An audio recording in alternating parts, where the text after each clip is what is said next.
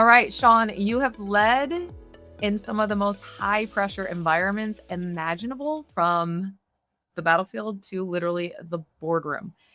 And what I want to know is, what have you learned about human nature, mindset, and leadership? Like, what do you think is the most misunderstood thing out of all of that, with leadership, mindset, and just like human nature, that you've come across?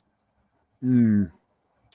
Well, let's just start off with the easy ones, Loaded right?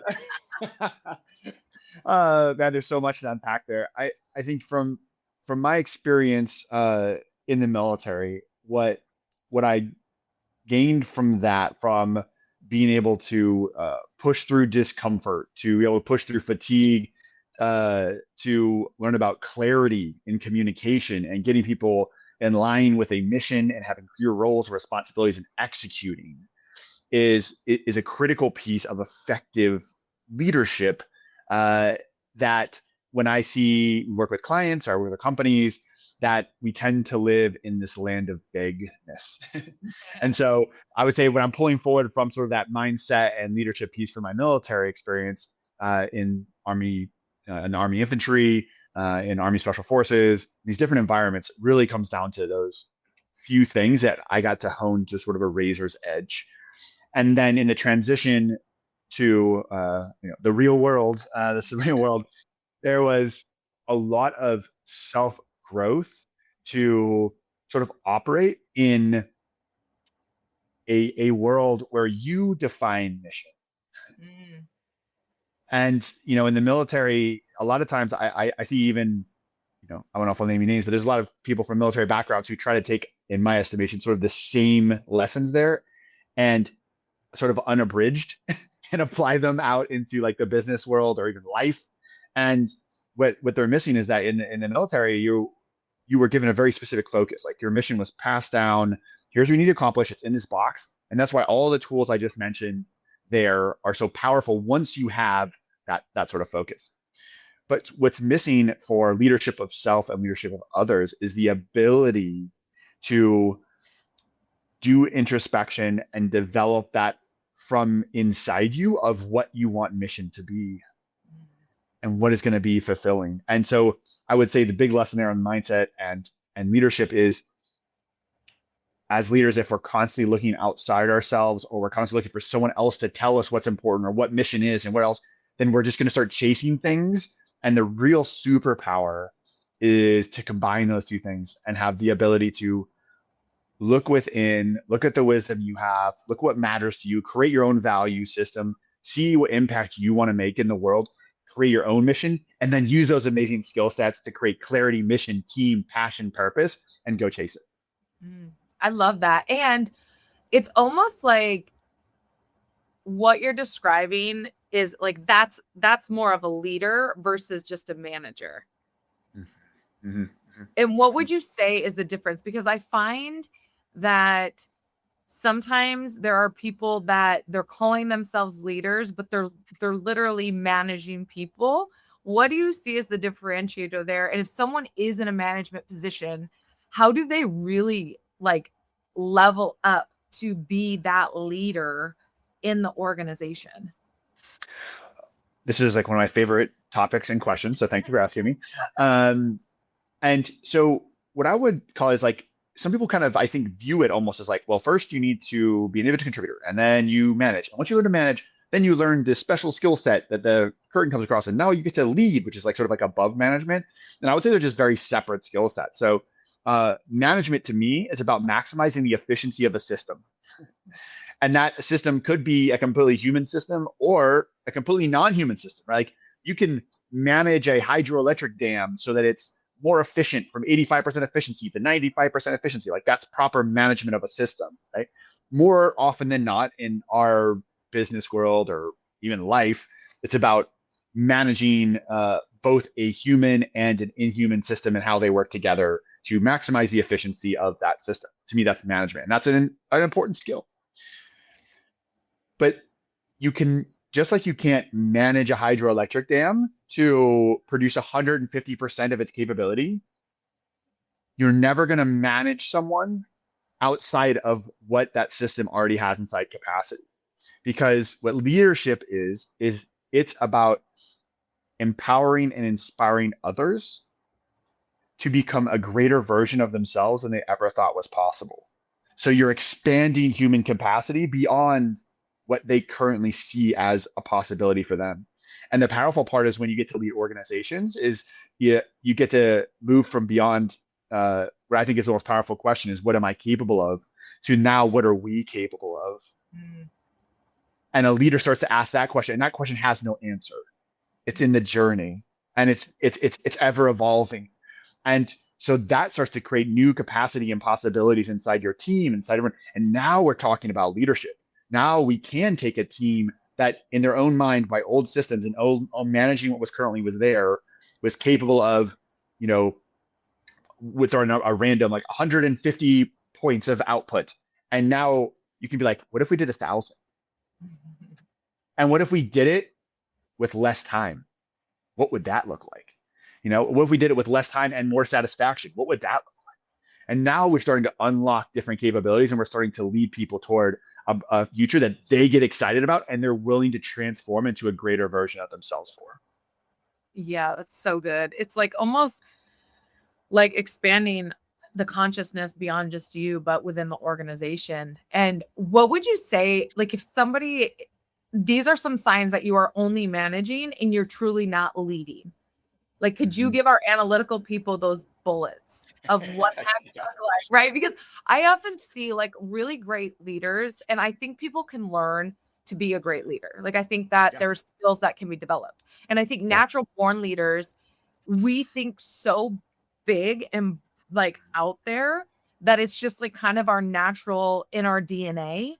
But then also, what I find is we also need good leaders need like those managers that are more analytical Mm-hmm. uh, because they're doing all the bullets and they're trying to figure out, okay, well, how do we actually do these systems? So how do we Mm-hmm. take someone who is super capable of the analytical person, which all leaders need on their team, Mm-hmm. and get them to kind of expand their consciousness because they naturally have that. I don't want to say a fixed mindset, but they do have that bulleted mindset.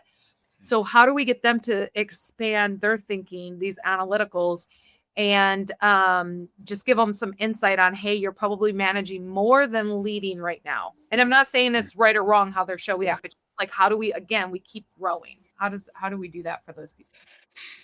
A really great point. I'll say sort of a first exercise I love to do with leaders, managers inside companies is actually just write down like what are the tasks, like where are you managing? What are you actually doing? And then where are you actually leading? Because so they get inflated. And, Yes. well, I'm Okay. doing manage all together. And so you're just like, of course I'm doing both. And you're like, no, like let's divide it. And then often, especially if it is the type of person you're talking about, right, where they're like in sort of management, very analytical, very task driven mode, that management list will be hi. We're creating metrics, we're doing analytics, we're coaching that, we're doing that sort of thing. Like it's all there. And then it's like, well, what about how are you increasing human capacity? And if you're like, I'm not, like if that's a hard thing to answer, then that's a good indicator of like, oh, I'm I'm managing, not leading my team right now. And so a few things we can do there, like I'll give you some specific frameworks here. But the first thing I would say is it sits down and like, do you know the vision of the teammate you're talking, of the people on your team? Now that means holistically, like, why are you here? Have you ever sat down and been like, hey, Dr. Anna, like you're a great GM at this plant. Like, why do you do it? Like, Mhm. what are you trying to accomplish in your life? And sometimes people will light up and they'll be like, oh my God, no one's ever, even no, I've been waiting to have this conversation. Like, I want to do this. And like, I'm here. And sometimes it's usually gonna be way different than you think. It's usually what you had in your head of like why they're here, what matters to them. It's not the same thing. So we get to align a bit on vision. And then where the real like fun, powerful leadership comes in when they're like, I don't even know. I'm just going through the motions. I show up, I do what I'm supposed to do, I pay my bills, my 401k is maxed, and life is kind of it's good. It's okay. And you can be like, all right, well, what would a thrilling life look like? What would passion look like for you? And give them freedom to like, we're not self-editing right now. We're not, we're not writing the sentence and then fixing it. Like if anything was possible, like what would you be doing right now? What would your life look like? What would your day like? What would you be doing? What would your relationships look like? What would your health look like? What would you be chasing? What would be and give permission to people to do that. And then the beautiful part is you can, when as a leader, you can start having that conversation and open their what we would call an intuitive fence, what their intuition thinks is possible. Then you say, all right, cool. Here's the business line. How do we align that with business vision? And when you can align what they're capable of, and you're having conversations that are, stretching outside of what's comfortable for them and how they're growing, and you're aligning that vision with what outcomes and vision you want for company, that's when you have people fully bought into mission. And the cool part is this whole thing, to kind of almost bring it back to the first conversation, like that's how you get the type of results and community and culture that like I had on a Green Beret team where everyone is bought in. I knew everyone on the team. I knew why they were there. I knew what mattered to them. What their strengths were. We knew that they had our back, and then because it was something about something bigger than ourselves, we built that in, but we had a lot of structure and a lot of self-selection going on. So as a leader, really, if you can get someone and help them expand into like a vision that they had never thought of before, and then tie it into like, and if you do really well here and I support you doing that, we can also grow together, you're off the races. Oh, that's so good. You're like me where you work with a lot of high performers and people that truly are leading.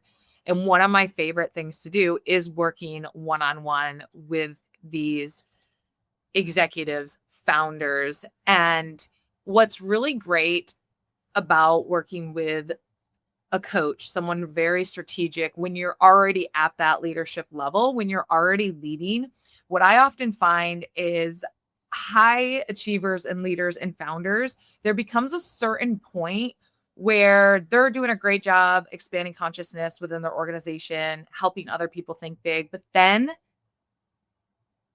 people stopped asking them. There became a ceiling on themselves. And so I end up getting people that come to me that are, they have the planes, they have the beach house, they have all of the things that are success, but they're like, yeah, like I could do this in my sleep, but it's no longer, it's not as rewarding. It's not as fun.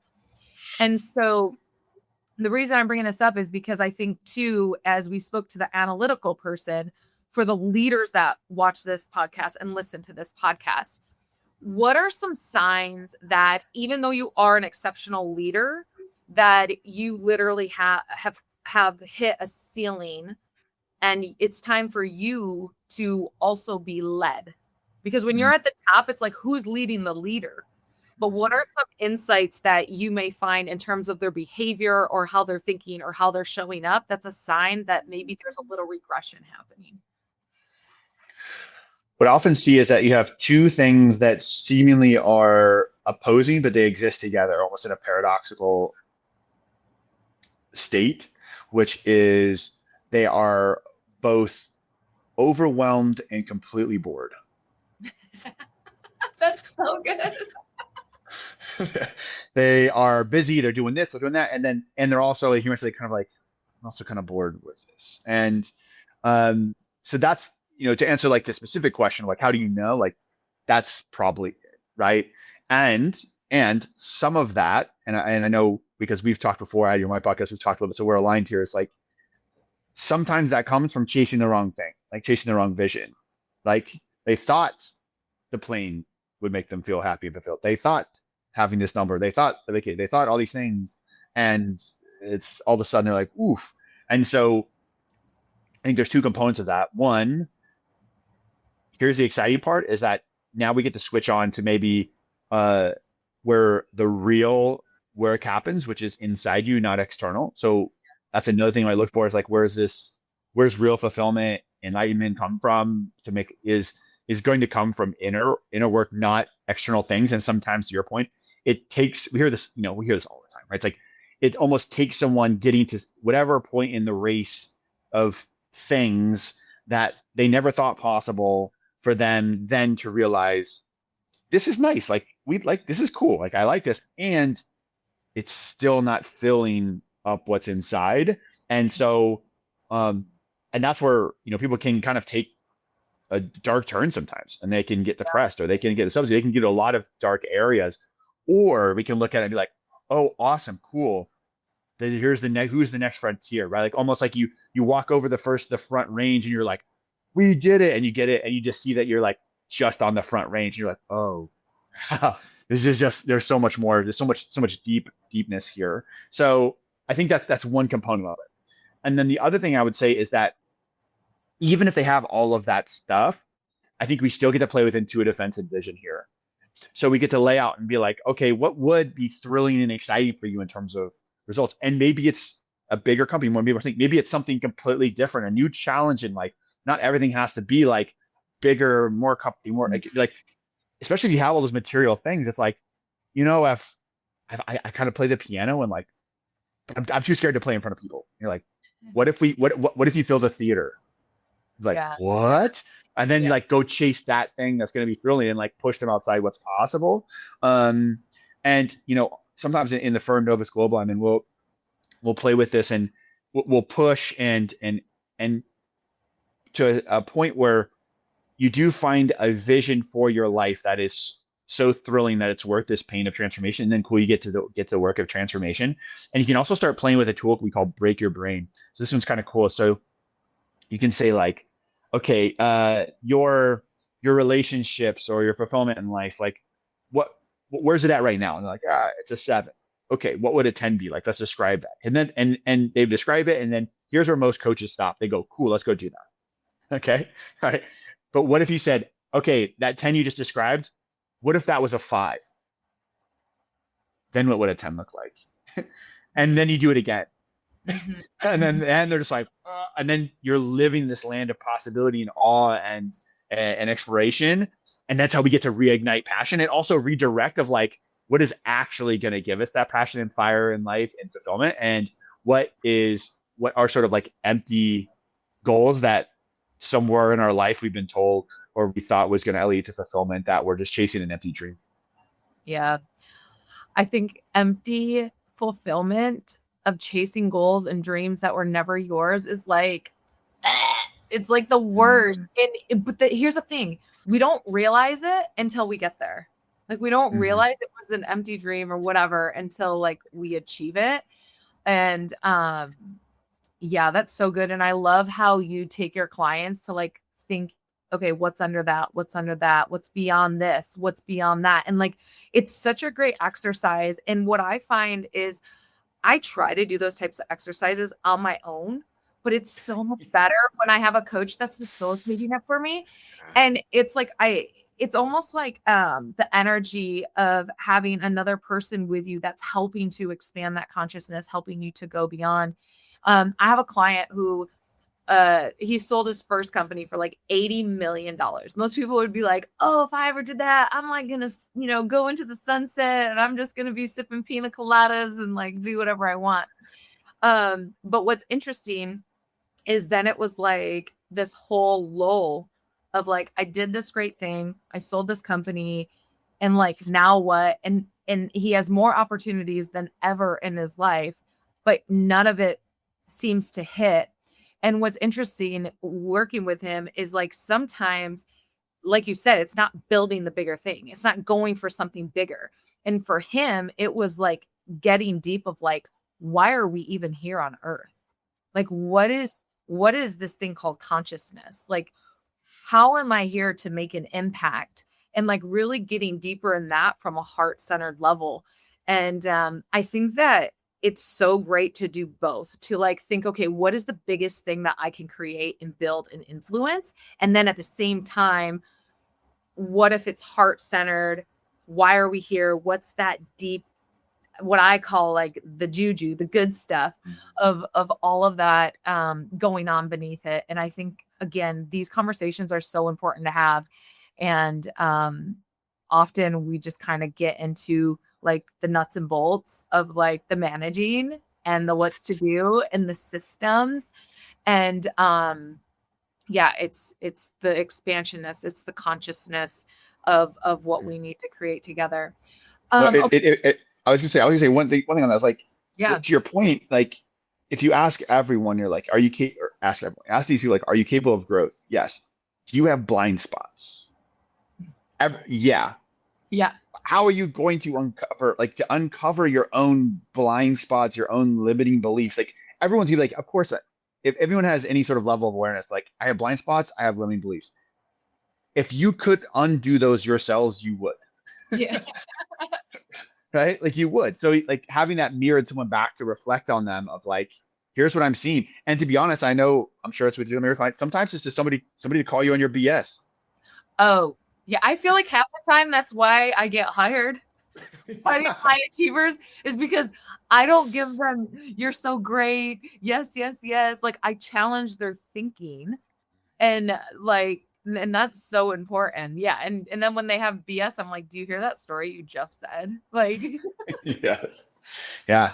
And so someone's looking at unlocking like true potential, right? Asking really what am I capable of? To your point, they were getting that. And you mentioned sort of the chasing the impact and growing and this internal going deeper, like why are we here? And I think the real power, if you work with a coach who can do both of those things or you pursue both those, is that when you do get them in line, you don't necessarily have to go like, I don't have to create this thing and then realize this other way. I also don't have to like become a monk and just like sit in this corner for the rest of my life and like pursue it and like not build anything and create impact in the world. Like you, I think if you combine those things, I know for me is I've done that both of those things together.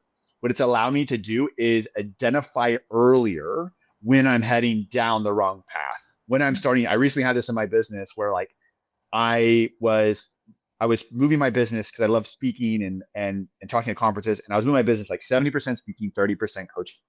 And I was heading that way, and it was working, and it was great, and I was on stages and all that stuff. And then and then all of a sudden, as I started realizing, I started this feeling, and I started looking at my friends who were like at the next level of that, and they were on the road 150 days a year, and and I had a son last year, and I've got a baby boy at home, and I didn't grow up with a father, and so I'm very committed to like being a father for my son, and like so I'm like very early, I was like, oh, I'm not creating a future I want to live in that's aligned with who I want to be, and so I was able to pivot and so I do think there's the power of working with a coach. Like you don't have, I guess my lesson, like you don't have to go build a thing and realize that you're empty to go find a coach. You don't have to hit rock bottom. You don't have to you can find someone and you can align those two things. And the earlier you do, the, if you really value this experience of life, which hopefully you do, like, it's just like, we're literally living in magic right now.